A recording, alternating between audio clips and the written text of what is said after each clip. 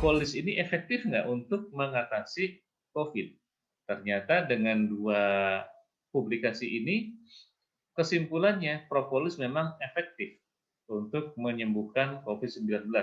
Bahkan di publikasi yang di bawah, yang kedua ini, disebutkan juga mekanismenya. Saya buat di sini. Nah, ringkasannya bagaimana mekanisme propolis dalam melawan infeksi COVID.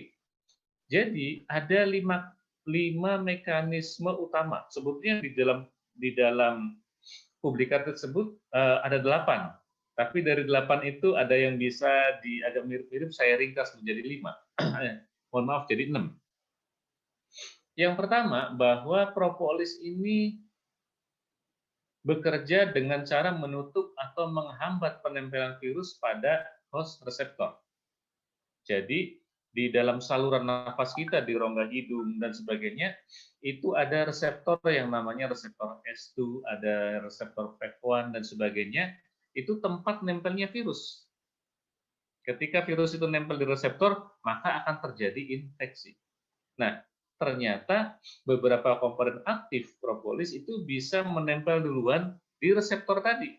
Sehingga ketika belakangan virus COVID masuk, tidak nempel di reseptor. Kalau nempelnya cuma di kulit doang, nggak masalah.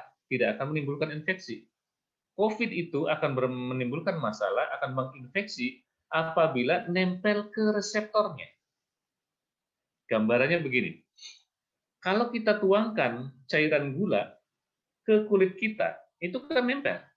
Tetapi kulit tangan kita tidak akan merasakan rasa manis. Kenapa? Karena tidak ada interaksi. Artinya, kulit kita bukan reseptor pada molekul gula. Tapi kalau kita teteskan cairan gula ke lidah kita, ya, di bagian ujung depan misalnya, atau manis itu ngumpulin di ujung depan, maka kita akan bisa rasakan sensasi manis itu. Kenapa? Karena memang di dalam lidah kita, di bagian ujung depan, banyak reseptor yang bisa menangkap molekul gula. Jadi kalau kita makan gula kan tidak mungkin kita guyurkan gula ke tangan kita, karena tidak akan berarti apa-apa. Begitu juga COVID-19, kita taburkan ke permukaan kulit kita, kulit wajah, kulit tangan, dan sebagainya, itu nggak masalah.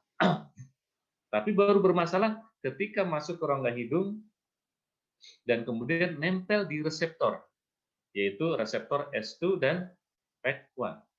Baru jadi infeksi. Nah, propolis itu bisa menghambat atau menutupi proses penempelan virus pada reseptor tadi. Yang kedua, propolis ini bisa merusak RNA COVID-19. Karena COVID-19 ini adalah virus yang terkategori RNA. Jadi virus itu ada 2, ada RNA virus, ada DNA virus.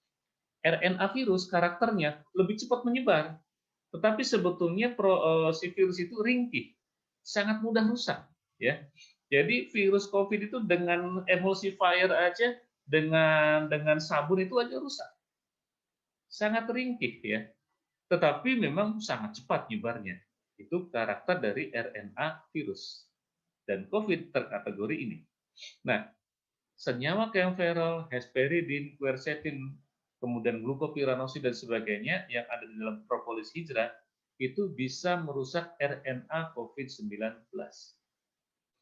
Kemudian yang ketiga adalah menghambat replikasi RNA COVID-19. Jadi ketika COVID itu masuk menempel di reseptor, kemudian dia akan menyuntikkan RNA ke dalam tubuh kita, dan RNA itu akan memobilisasi protein yang ada dalam tubuh kita menjadi protein-protein virus, berkembang sedemikian pesat. Nah, replikasi ini akan dihambat, akan dimatikan oleh propolis. Jadi, propolis virus seandainya bisa nempel masuk, itu kalau kita konsumsi propolis hijrahnya dalam dosis yang cukup, yang memadai, maka virus tersebut tidak akan mampu memperbanyak diri seandainya sudah terlanjur masuk. Selanjutnya, antiinflamasi. Antiinflamasi ini tidak peduli propolis jenis apapun. Pokoknya propolis ekstrak itu sifatnya antiinflamasi. Ya. Kemudian yang berikutnya imunomodulasi. yang mengatur keseimbangan sistem imun tadi. Itu juga sama. Tidak pandang propolis apapun, senyawa aktifnya apapun, pokoknya kalau itu propolis pasti bersifat imunomodulasi. Kemudian yang terakhir adalah antitrombosis. Jadi trombosis ini akan menyebabkan darahnya itu menggumpal. Ketika darahnya menggumpal, kita sulit bernapas. Ya, kemudian organ-organ tubuh kita, bagian tubuh kita sulit digerakkan. Itu yang terjadi pada penderita COVID karena terjadi trombosis. Ketika trombosisnya menuju aliran darah ke otak, maka otak kita nggak bisa berpikir, tidak bisa ngomong. Ketika trombosis itu terjadi dalam paru-paru, maka paru-paru sulit untuk mengembang kempis, untuk bernapas. Nah,